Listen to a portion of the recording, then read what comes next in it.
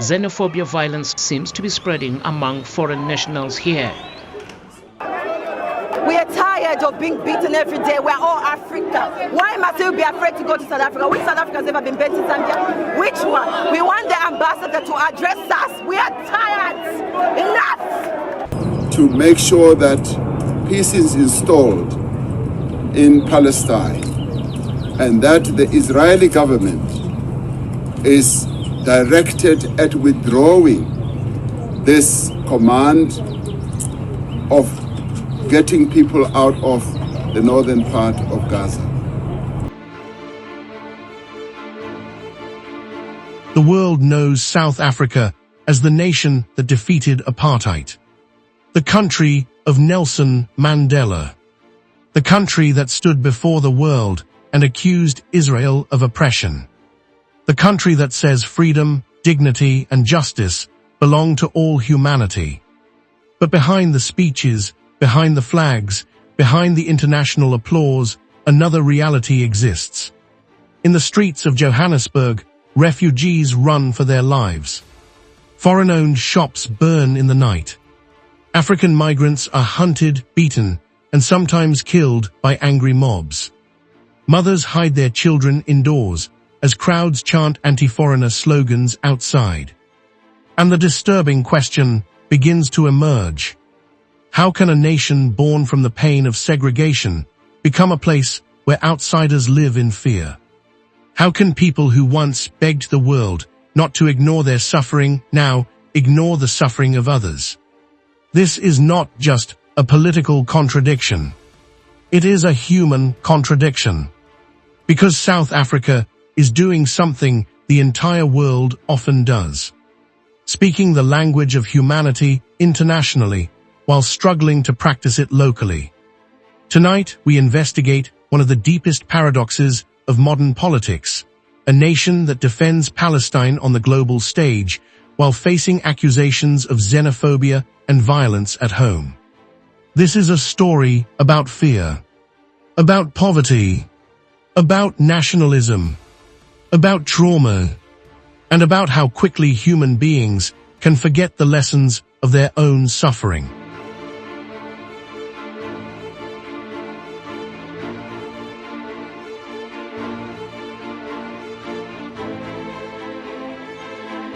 There are few countries on earth whose moral voice carries the historical weight of South Africa.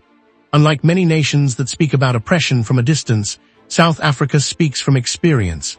The country survived one of the most brutal systems of racial segregation in modern history, apartheid, a system designed to strip black South Africans of dignity, movement, opportunity, and political existence. Millions suffered under laws that divided human beings by race. Entire communities were displaced, families were separated, resistance was crushed through imprisonment, torture, and violence. Because of this painful history, South Africa emerged after 1994 not only as a democracy, but as a symbol of liberation itself. Around the world, people saw the country as proof that justice could eventually defeat oppression. For this reason, South Africa's support for Palestine feels natural to many of its citizens. The parallels between apartheid-era South Africa and Palestinian suffering are deeply emotional for those who lived through racial segregation. Many anti-apartheid veterans openly say they recognize familiar patterns in checkpoints, military occupation, restrictions on movement, and unequal systems of control. Nelson Mandela himself once declared that South Africa's freedom would remain incomplete without the freedom of Palestinians. Over time, support for Palestine became more than foreign policy, it became part of South Africa's moral identity. When South Africa accused Israel of violating international law, millions across Africa, the Middle East, and the developing world applauded. To many, South Africa became the conscience of the oppressed.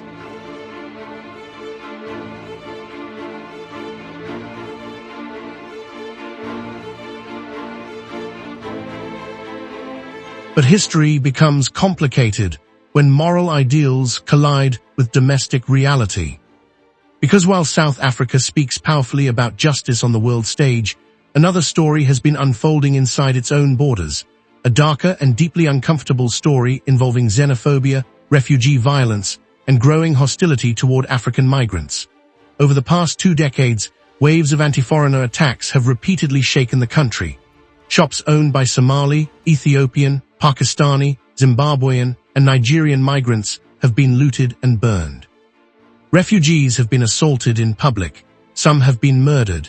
Entire migrant communities have fled neighborhoods overnight, carrying only what they could hold in their hands. These scenes raise a disturbing question. Can a country truly claim moral authority abroad while vulnerable people live in fear at home?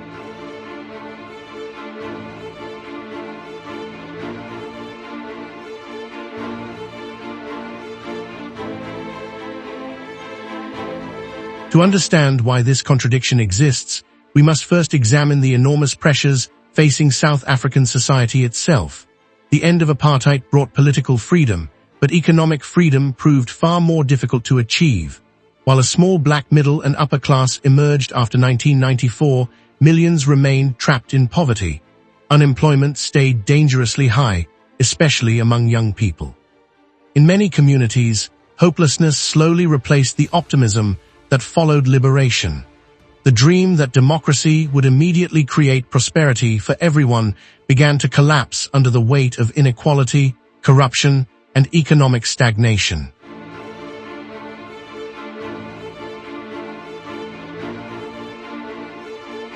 Today, South Africa remains one of the most unequal societies on earth. Luxury neighborhoods exist beside vast informal settlements where families struggle daily for survival. Millions of young people grow up without stable work opportunities, creating frustration and anger that intensify year after year. Under such conditions, societies often search for scapegoats. History repeatedly shows that when economic systems fail large populations, outsiders become easy targets. In South Africa, migrants increasingly became blamed for unemployment, crime, rising competition, and social decline. Whether those accusations were accurate mattered less than the emotional power they carried among struggling communities desperate for explanations.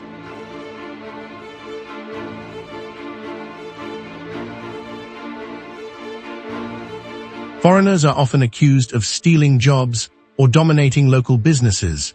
Somali and Ethiopian shopkeepers, for example, became both economically successful and socially vulnerable in many townships. Their efficiency in small-scale retail trade generated admiration from some locals, but resentment from others. As frustrations spread, political rhetoric around migration became more aggressive. Certain activists and politicians began portraying migrants not as fellow Africans seeking survival, but as invaders threatening the nation's future. Nationalism and economic fear slowly merged into a dangerous political force.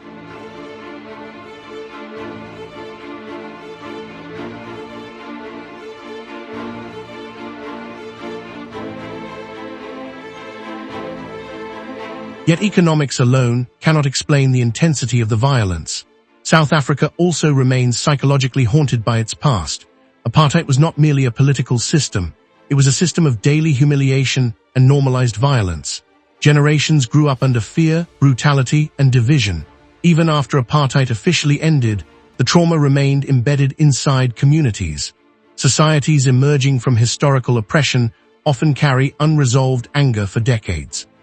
Sometimes that anger turns inward, sometimes it seeks new enemies, and sometimes victims of one form of injustice unknowingly reproduce other forms of exclusion against vulnerable groups.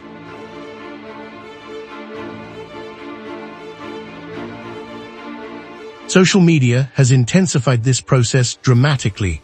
Rumors about migrants spread rapidly online, often without evidence. Crimes committed by individuals become generalized to entire nationalities. Emotional videos and inflammatory speeches circulate faster than facts. In communities already suffering from poverty and unemployment, misinformation acts like fuel poured onto fire. Fear becomes collective. Anger becomes organized. Entire populations become dehumanized through repeated narratives, portraying them as criminals, parasites, or outsiders who do not belong.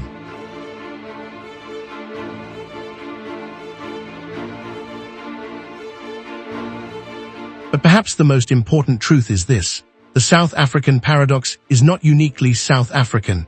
Around the world, governments frequently defend human rights selectively. Nations condemn injustice abroad while ignoring suffering within their own borders. Powerful countries speak about democracy while supporting wars. States criticize racism while mistreating migrants and refugees. In this sense, South Africa reflects a larger human contradiction: the tendency to apply morality inconsistently depending on politics, identity, and emotional loyalty.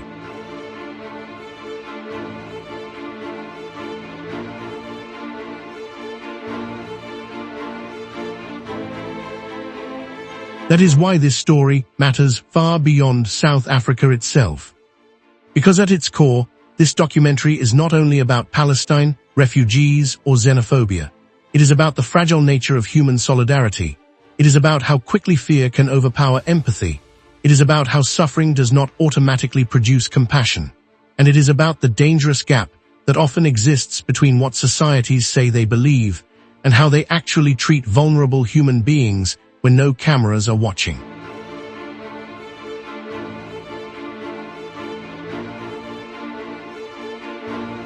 The uncomfortable truth is that history does not permanently immunize societies against hypocrisy. A nation that once fought oppression can still produce exclusion.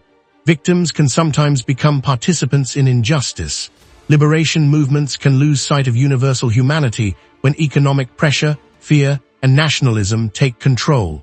South Africa, therefore, becomes both a warning and a mirror, not only for Africa, but for the entire world.